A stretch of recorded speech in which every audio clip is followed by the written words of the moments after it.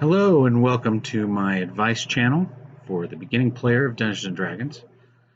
I am your host. My name is Tim Dorbin, and I would like to start out by suggesting that you've already taken your first step into playing Dungeons and Dragons by simply having an interest.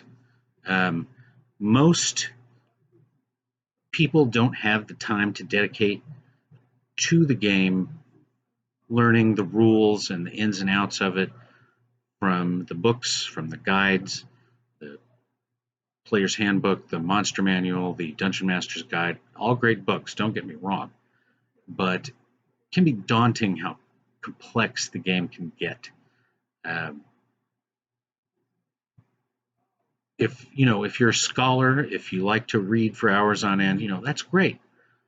This channel is probably not for you. The Matt Mercers of the world, the Matt Colvilles of the, if you're that kind of person, just click away. This video is not for you. You're a genius. You don't need help. Goodbye. Still here? Good. Okay. Now, this is going to be like pretty much anything else in life, that you get out of it what you put into it. If you have a desire to learn and an interest in playing the game, don't worry so much about the rules. Worry more about your ideas and just having fun with it. Just putting some time aside to browse the Player's Handbook. It's a great book, lots of brain food in it, for you to make your initial decisions as to what you like to play. If you're more of a fighter or a wizard or a priest or a monk. Oh, I love me some monks. Monks are really cool. They're the fist fighters of the classic martial arts videos that I love so much. But that's me. Your thing may be the swords and sorcery warriors or wizards or elves or what have you. Go to it. You're going to find all that stuff in the Player's Handbook. As far as the ins and outs of the game, you can learn by just trusting yourself, getting an idea of how the game is played, and then just jumping in. Really, the ideal way to play is to find somebody who knows the rules and just sit down and play with them. There's a session 0 that you can get together and discuss how these rules interact with each other. Highly recommend that. Most of us are not going to be in a position to have that resource. So the next step would probably be to get together a group of like-minded people to enjoy and have fun with the game. Most people don't have a clue what they're doing, and they're just have enthusiasm and interest.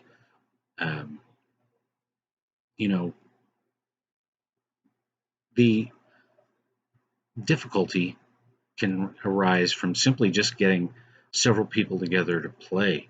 I find myself, with life interfering and all that stuff, holding down a job and what have you, to be twice a month is a good rubric to go by. If you have a group of busy people, once a month is a good time to set aside, 3 or 4 hours to sit down and discuss your ideas and plans. I found some really good advice in the DM's Guide when I was reading it once, that a large part of the game is going to be the dungeon master who runs the game, and finding somebody that has the kind of time to dedicate to the more involved aspects of the game. Some good advice I found in the DM's Guide to share the burden of this. I thought it was brilliant.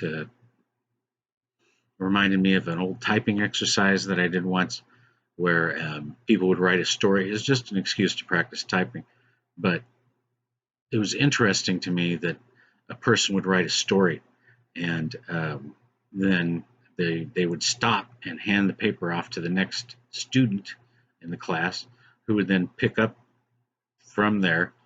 And I think that would be a brilliant and fun way to play Dungeons and Dragons, and it's time-saving technique for the rest of us. And that being said, I think I shall consult my notes here. Just a minute.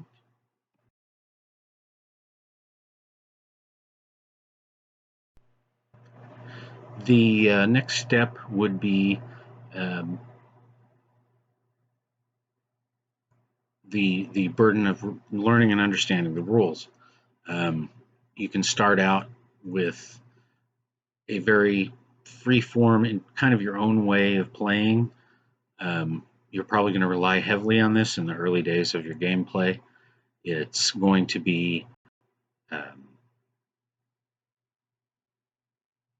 just collaborative storytelling, ideas, exchanging ideas, and coming up with everything coming down to an ability score roll. I like that idea, and it's simple. It's a place to get started. If you're more into the correct way, the following the rules, then my advice to you would be to find the multitude of YouTube channels of a bunch of people getting together and playing Dungeons and Dragons. You learn a lot just by watching people doing. Um, and there's that. Now, if you're like me and don't have a circle of friends really to speak of, you have the daunting task of either A, joining a local adventurers league group. It's kind of Dungeons and Dragons on the go, um, where you jump in and play. That, from what I understand, that can be an interesting experience. It's probably less of a task for people who um, have a casual interest, or people that already know the game fairly well and can interact in a rules-based way. Um, the next option, if that seems a little too much, or maybe you're looking for other ideas, would be to put up a notice in your local game store with your particulars, your name, address, and phone number. Please contact me. You know how they have little strips of paper you can pull off, and they have your phone number if you want to call. That's helpful. Um, and people will call, and you can set aside a time to get together.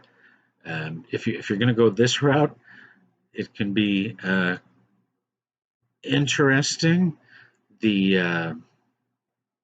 Dungeons and Dragons, at least back in the day that I was active in this way of playing, you run across people that are different. Um, in some cases, not very hospitable, hard to tolerate, if you will.